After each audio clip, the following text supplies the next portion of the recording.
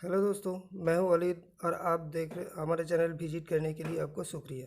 दोस्तों, मेरे पास एक फ़ोन आया है जो कि पोको M2 और लाइट प्रॉब्लम है।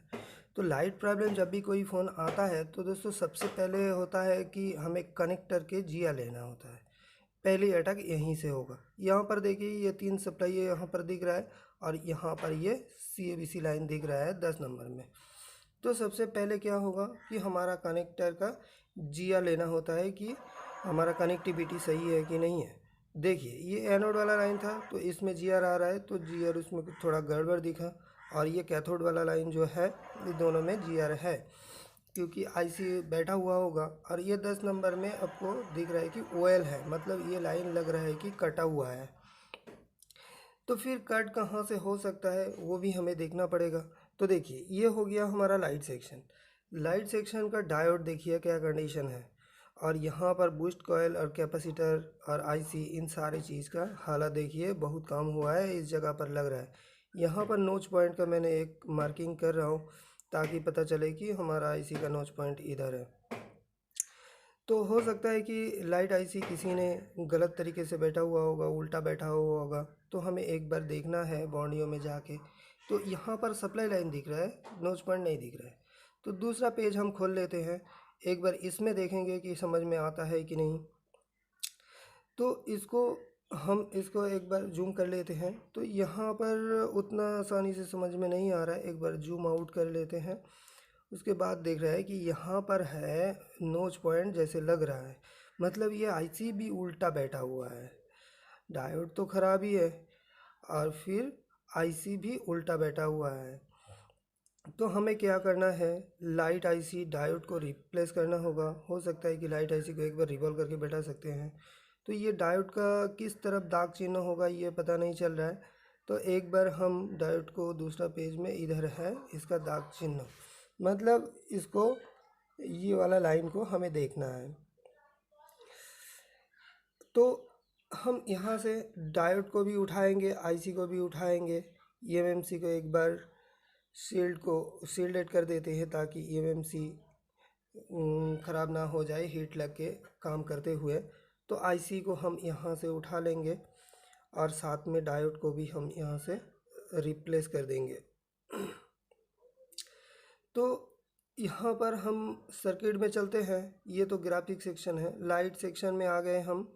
तो यहाँ पर जैसे जितने सारे पिन हैं दोस्तों, काम करते हुए इतनी छोटी छोटी आईसी अगर होगा तो आपको ध्यान रखना है, जैसे आईसी उठाएंगे तो उसका पैड वैल्यू लेना बहुत ज़रूरी होता है। क्योंकि पैड वैल्यू एक ऐसा होता है, मतलब बहुत ही कायदेमंद मोबाइल रिपेयरिंग होता है। जो लोग पैड वैल्यू लेते हैं अच्छे लेवल का टेक्नीशियन होते हैं। तो जब भी कोई छोटी आईसी उठाइए या तो मोटा मोटी एक आईसी WTR वगैरह ये सब लाइट ग्राफिक आईसी उठाइए, तो एक बार पैड वैल्यू ज़रूर लीजिए। कोई भी पैड में मिसिंग हो या ओएल हो, शॉर्टिंग लीकेज हो तो आसानी से पता चल जाता है। क्योंकि कोई भी लाइन ओएल या शॉर्टिंग होगा तो कितना भी आईसी अब चेंज कर लीजिए, कुछ काम का नहीं रहेगा।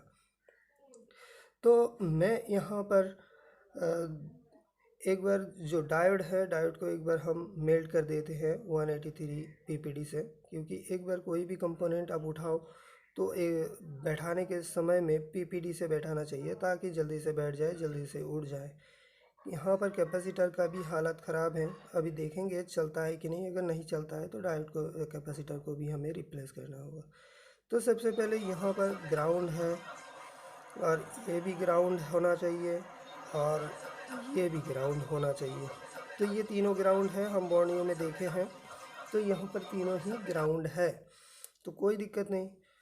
बाकी बाकी के सप्लाई क्या क्या है, एक बार पैड वैल्यू के तौर पर देखेंगे कि ये दोनों लाइन में जीआर आना चाहिए। एक VPH का लाइन है और एक LCD एनोड का लाइन है। यहाँ पर तो जीआर नहीं मिलनी चाहिए क्योंकि आईसी उठा हुआ है, आईसी ही जीआर देगा इस। और VPH लाइन में भी जीआर है, मतलब ये दोनों लाइन सही है और 3 तो ग्राउंड मिल गया।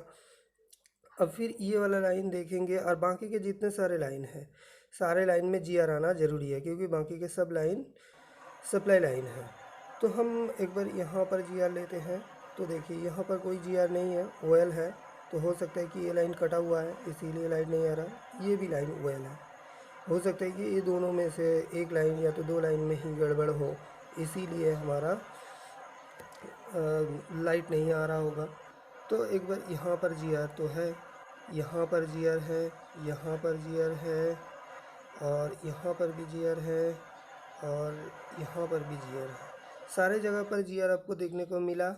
और दो लाइन ओएल देखें, क्योंकि दो लाइन कटा हुआ हो सकता है कि ये दोनों लाइन देखिए LCD BL LED K1 K2, मतलब एलसीडी का बीएल मतलब बैक लाइट, एलईडी मतलब लाइट एमिटिंग डायोड, और फिर K1 K2 मतलब कैथोड 1 कैथोड 2। ये दोनों लाइन आईसी से ही जीआर जाएगा। आईसी उठा हुआ है, हम पैड वैल्यू ले रहे हैं, इसीलिए कोई ओएल आ रहा है, कोई दिक्कत नहीं। ये लाइन ओएल ही आना चाहिए कि आईसी जब बैठ जाएगा तब जाके इस लाइन में जीआर आएगा। तो मतलब अभी के हिसाब से तो सारे सप्लाई सही है।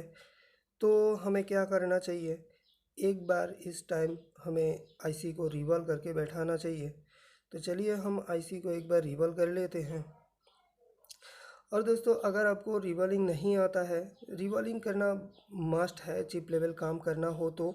अगर रिवॉल्विंग आपको नहीं आता है तो हमारे इंस्टीट्यूट ज्वाइन कर सकते हैं। हम आसानी से आपको रिवॉल्विंग सिखा सकते हैं। आधे घंटे के अंदर आप कोई भी आईसी को रिवॉल्व कर सकते हैं। क्योंकि आईसी रिवॉल्विंग करने के लिए कुछ ट्रिक ज़रूरी होते हैं। वो ट्रिक हम फटाफट से आपको बता देंगे तो फटाफट से आप रिवॉल्व कर सकते हैं। आधा घंटा भी नहीं लगेगा, आपको रिवॉल्व हो जाएगा, कोई दिक्कत नहीं। आप कितना भी कोशिश कर लिए रिवॉल्व नहीं कर सकते तो मैं आपको करवा सकता हूँ। और मेरे जो इंस्टीट्यूट है वहाँ पर लगभग 28-30 स्टूडेंट एक साथ में हम पढ़ाते हैं। तो आपको अगर ज्वाइन करना है जल्दी जल्दी फ़ोन करना होता है, नहीं तो एक बैच दो बैच आपको वेट करना पड़ेगा सीट बुकिंग के लिए। सीट बुक तो हो जाएगा लेकिन सीट मिलने के लिए एक दो बैच वेट करना भी पड़ सकता है कभी कभी। तो ये देखिए हम आईसी को रिवॉल्व कर लिए। अब इस आईसी को हम यहाँ से निकल लेते हैं, और निकलने के बाद हम बोर्ड में इस आईसी को करेंगे फिक्स, और फिर डायोड को हम रिप्लेस करेंगे और देखेंगे लाइट आता है कि नहीं। देखिए मेरे पास एक 7A वाला फ़ोन था, रेडमी 7A, तो इसका हम ये लगा हमें कि ये लाइट सेक्शन है, तो डायोड मैंने वहाँ से उठा लिए। अब यहाँ पर हम लगाएंगे, लेकिन थोड़ा कंफ्यूज लग रहा है कि ये डायोड हो सकता है लाइट सेक्शन का नहीं है।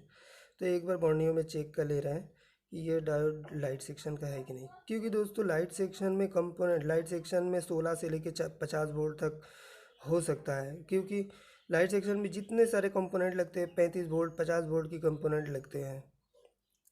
और लाइट सेक्शन में जो बूस्ट कॉइल बूस्ट वोल्टेज बनाते हैं 16 से लेके 40 वोल्ट तक होते हैं। तो इसीलिए कोई भी लाइट सेक्शन को आप कोई भी कंपोनेंट रिप्लेस कर रहे हो तो ध्यान से, दूसरे स्क्रैप बोर्ड से भी ले रहे हो तो लाइट सेक्शन से ही उठाना चाहिए, नहीं तो वो झेल नहीं पाएगा। क्योंकि मदरबोर्ड में इतने वोल्ट का लाइन कहीं भी नहीं होते हैं लाइट सेक्शन में जितने वोल्ट होते हैं। तो हम आईसी को फिक्स कर लिए, एक बार चेक करेंगे। तो ये हम दूसरा कैमरे में आ गए हैं, एक बार हम चेक करके दिखा देते हैं आपको कि कहाँ पर हम काम किए, वही बोर्ड है कि नहीं है। तो हम फ़ोन में लगा देते हैं एक बार, और हम चेक करेंगे कि हमारा लाइट आ चुका है कि नहीं। अगर आता है तो ठीक, अगर नहीं आता है तो हमें दूसरा प्रोसेस ढूंढना पड़ेगा, या तो वो कैपेसिटर चेंज करना होगा। तो सबसे पहले हम चार्ज में बैठा के देखेंगे, हमें लोगो आना चाहिए। अगर लोगो आ जाता है तो ठीक, हाँ आ गया। तो वीडियो वॉच करने के लिए थैंक यू।